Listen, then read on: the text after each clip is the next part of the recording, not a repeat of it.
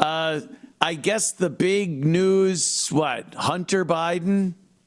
Hunter Biden. It's all like I'm so cynical now. I just find cynicism and a plot in everything, even in this. He's not going to get any time. There you go. President Joe Biden's son, Hunter Biden, is convicted in all 3 felonies.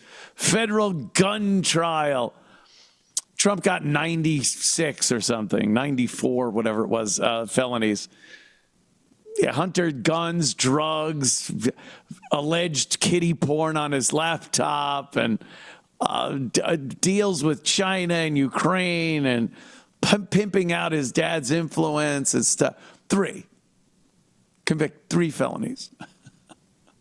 Donald Trump, 94 whatever felonies. It's such bullshit. And now this guy isn't even going to see anything. They'll give him some of that bullshit probation or whatever. And, he's not this upstanding citizen anyway. It's not like, it's ruining my reputation. He's a piece of shit. Everyone knows it. So they do this so that all the conservatives and Republicans and whatnot, and Trump MAGA people have to go, oh, good. They go, good, good. And then they get to say, oh, so the legal system works?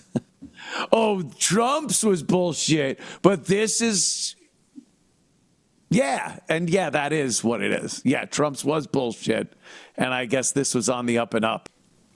No, it's all very calculated, very calculated. This is absolutely being used to kind of give credibility to the justice system in the eyes of MAGA and people that know that the Trump thing was a big fucking clusterfuck of political motivation. But now you go, oh, good, good. Oh, good. What? Oh, I guess the jury system works now. Oh, is that? Was it a judge or a jury? I don't even know what he had. Seems awful quick. I guess it was just a judge. You could choose that, trial by judge or trial by jury. I don't remember them picking jurors. Maybe they did. I don't know. I wasn't paying much attention to his case.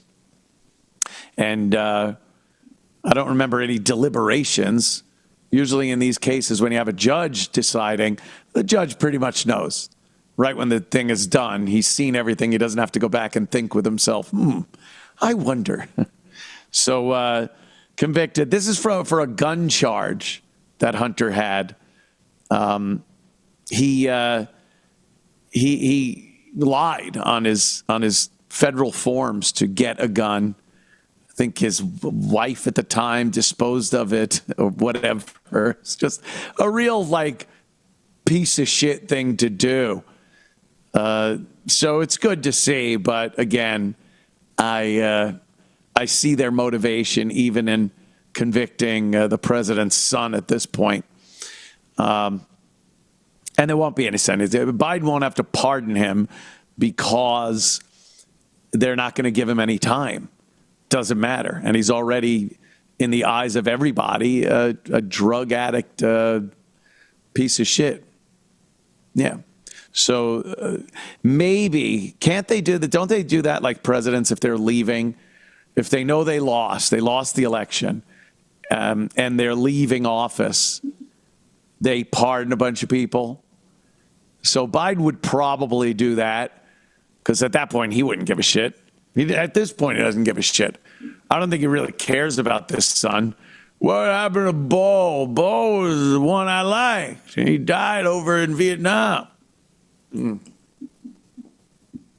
So he might pardon him just to get it off his back for the rest of his life, He won't have to have this over him. Not like anyone's going to not know. It's not like some anonymous person that gets his case thrown out or something. You go to get a job, nothing's on your record, but you're kind of sitting there going, oh boy, I hope they never find out. Everyone knows. Hunter Biden walks in, you go, oh, that's that dog shit. That's that dried up dog shit. So yeah, it's the big story, but who really gives a shit? There's nothing going on that I really give a shit about as far as Hunter Biden goes until they go after, the big guy, and they go after these China things. This is also so they can avoid having to try him on real things. They go, oh, really?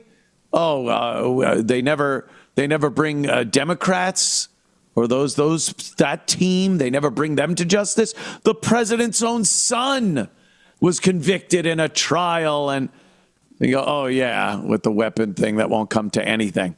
What about the China deals and the Ukraine collusion and nonsense and payoffs and oh yeah, that. No, we won't fuck with that. But look, we convicted him. So now you just go, oh, okay, it's all bullshit. It's all bullshit. We all know it's all bullshit. That there's really nothing we can do about it. Sit, do shows. You could do a show. Make your own show up. You don't even have to broadcast it. Just talk about it so you could feel like you're involved, like you're spreading the word and doing something. Maybe I'll just unplug the cameras one day and just go crazy here. Be a psycho with a show that isn't a real show. I know some people that do that. They do a show for nobody. Leave it alone. I can't help but watch sometimes. Sometimes I tune into Opie's shows. I don't know. He gets 300 and something people, like in total. It goes like 20 people, and then it'll go like 100, maybe a week later, and then like it tops out at 300 if it's like a biggie. And I don't know. I was watching one last night. I think it was his latest one he did from 500 feet above Manhattan. You're obsessed. You're obsessed with Opie. No, I'm not obsessed. I'm just, look, we were radio partners for like 20 years. So I kind of look at what he's doing. I kind of, I get alerts when he's going to be on YouTube and whatnot. And he was up. It's got a beautiful view of the Hudson River from his apartment, upper west side of Manhattan. And he sits there in front of the window. There you go. That's the view. Pat some of that like the white balance is on frigid cold. That's like a very cold. Warm that picture up a bit. How about some warmth? The blue is amazing, the blue sky and everything, but you could warm up the buildings and yourself. It looks like he's filming this from inside a freezer. It's very cold. And then the camera itself is like a cheap little cam. He's going for the wide angle thing, I understand, because it's a beautiful view, but you can make it look better than that. He's one of the few people that have an actual backdrop of Manhattan. It's not a green screen. So, you'd think you'd want to capitalize on that and make it look really good and, the crisp blue sky, but then the buildings have that earth tone to it, and he doesn't look like he just came out of a freezer. Everything's that same shade of blue on there. I'm just trying to help. And then he comes on. This show lasted about an hour and something, I guess. How long was this one? 34 minutes. Oh, okay. It wasn't even an hour. 34 minutes. I swear to you, he was just reading the chat. First, it's 10 minutes of introducing everyone that's coming in the room. And I think this is a technique you use to get people in before you start talking about things that you really want a lot of people to hear. So you don't pop on and start the show right away. Other people have solved this dilemma by having an intro. You watch certain shows. Chrissy does it. Chrissy Mayer. Shuli has an intro that goes on for quite some time. And it's a bunch of Stuttering John's song parodies that are really funny and animations and clips that are put together. And as that's playing, the people are coming into the room so that right when you start, you have your audience. You don't have to sit there and acknowledge everyone that's coming into the room. because it's not very interesting to the people already in the room. I think it might be interesting to the person that you're announcing. Like, hey, he said my name.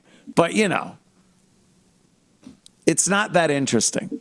And then when everyone's kind of in the room and he gets off of that, all he does is continue reading the chat and people that, and it's all just these one-offs of, we take calls here. We understand what the people can contribute and more often what they can't contribute. So, it's these one-off questions. How's your dog? You've been fishing? Like shit like that. And you're like, nah. And then anything political, he just kind of poo-poos it. So it'll be like, hey, what do you think of the Palestine-Israel thing? I don't get involved. Both sides, politics. And so there's nothing really. And then it just goes like that to the end. There's no real topic. He's never talking about anything. The most I've seen him do, especially recently with the NBA playoffs, I guess. He's a big basketball guy. So he was talking, people will be like, hey, what do you think about that? And he seems pretty informed as far as what's going on in the NBA and the playoffs. But I've watched a few episodes, and that's all it is. It's like at the beginning, there's a playoff. And then in between, even talking about that, there's more chats and things and whatnot. And then there's the inevitable Opie and Anthony or just an Anthony question. Sometimes he blows those off. Sometimes he addresses them. And then one I saw very recently was like, will there be an O&A reunion? People are talking about that there's going to be an O&A reunion. Any comment on that? And he actually says something like, well, I got things up my sleeve. Yeah, your arm. Because there's no fucking, nothing's up that sleeve. As far as an O&A, that we spoke 10 years ago. We have not spoken in that time. It's just how it is. That's how things go sometimes. We had just gotten done with our 20th anniversary of being a show. And then I get fired. Whoops. But 20 years, and now it's 30 years. It would have been, 30 years. And I'm thinking like, that was 94. Oh, holy fuck. How did 1994 turn into 30 years ago? That's the thing that really gets me. 1994 was 30 fucking years ago. That's a long time, 30 years. That's a lot of shit. So I don't know, 30 fucking years though? Crazy. But 20 years of doing the show and then 10 years we haven't even spoken. No, there's been nothing. There's been not a hint of a Opie and Anthony reunion or any type of thing. I don't even know how that would work. Like, I completely have no clue how anything like that would work. The initial awkwardness and just weirdness might be entertaining for people. A few self-deprecating and ball-busting jokes. But then what? We go into, hey, Ope, what's up? Well, Anthony. And we just start doing the show? That's gone. That's not even a thing anymore that people do. Never mind Opie and Anthony. So, I don't see it happening in that capacity. If anybody is looking for an Opie and Anthony show, that's just long gone. Could there possibly be some type of mutual, not even a show, I don't know what, a thing that we worked on together, that we put together and do? Maybe, but there's been no inkling about that. I wouldn't even know what that would be either. But, just talking about the show, I couldn't see there being an Opie and Anthony show. Hey, what's up, bud? Yeah, Opie, how you doing, man? What do we got today? What do we got? Well, Bob Kelly's going to be in a little later. Looking forward to that. Ain't going to happen. Opie hates Bob Kelly. Yeah, Bill Burr's going to be. No, I can't see that happening. Bill Burr hates me. All right, we got Jim Norton. Well, we know that's not going to happen. What kind of Opie and Anthony show could there possibly be? What do we go way back to the original WBAB days? Spin some records and come out and get someone from a 7-Eleven to come in and do something crazy for Springsteen tickets? Sometimes things just go. 30 years. 30 fucking years. When we first got the Opie and Anthony show together, 30 years before that, they were going, radio was a bang. Radio was that. The Drifters. We have the Drifters coming up next. You could win tickets to Elvis Presley. That was 30 years before O&A. Now, 30 years after, it's just as gone as, that is. So I don't know what to tell you, people. If you've been holding out hope, this is it. This is all you got. It's the Anthony Cumia show. And I'm brilliant. I get that. I've grown with the times. No 55-gallon drum challenge in my house. Would be fun, though. Not saying that things weren't great and fun and funny, very entertaining, but it's, time moves on and things change.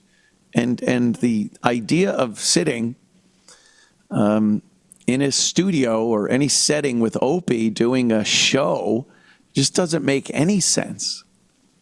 And then, look, I've kind of grown used to the lead chair guy. I've gotten used to being, I dictate what goes on and what clips are played and what we talk about and how long we talk about when we go to a Steven Singer read or something, So it'd be a little hard for me to take that back seat and just go, yeah, all right. Ha ha, yeah. Oh, shit. Kind of grown accustomed to taking on more of a lead role in this entertainment juggernaut. Yeah. Anyway, I was watching a little of the Opster and thought about that whole thing. Mm-hmm.